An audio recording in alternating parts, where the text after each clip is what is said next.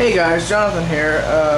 The other day I posted a video on this corner in the snake room, setting some guys up for, some females up for laying eggs.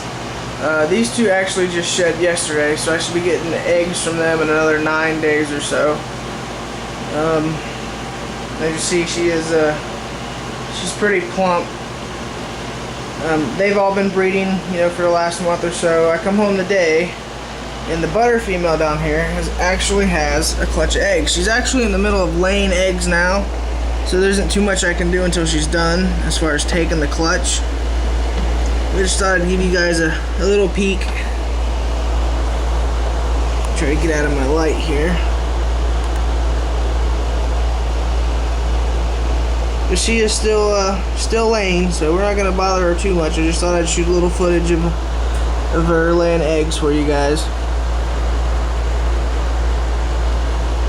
Now I use shoebox containers for my egg boxes. What I do is I just take some reptile moss. What is it? Do I have a pack of that over there? It's not. It's forest moss. This stuff here, and I just mostly for frogs. I just use this. I wet it real good and keep it moist. You don't want it too wet because it'll ruin your eggs. And it holds moisture fairly decent. And I usually give them these boxes a week or so, a little more before I'm expecting them to lay eggs. I usually let them have the box, they get used to it, and they hang out in it, and then they do their pre-lay shed. Then the box is there for them, and then within 10 days after their pre-lay shed, you usually get eggs. This is actually day 9. I wasn't expecting this clutch until tomorrow, but it varies. Every snake's a little different. But it seems to work pretty good. I've been doing it for about 3 years now with the reptile moss stuff. And there's many different ways you can do it. Some people just put vermiculite in the box and then just pull the snake out and use the whole box for incubation.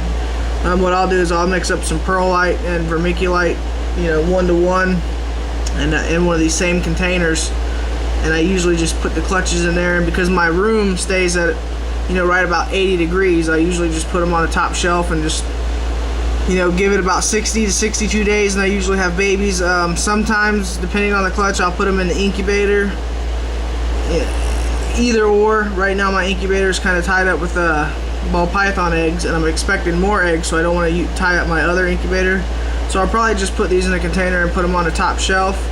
I usually do that with my gecko eggs too. I leave them about 80 degrees. 80 to 81 degrees for the first 2 weeks on the gecko eggs, and then I put them in the incubator at about 89-90 degrees. The first 2 weeks determines the sex, so we usually get females when we do that. But the corn snakes are a little different. They incubate right around 80 degrees, which is perfect. You don't want to get them too hot. You don't want to get them too cold.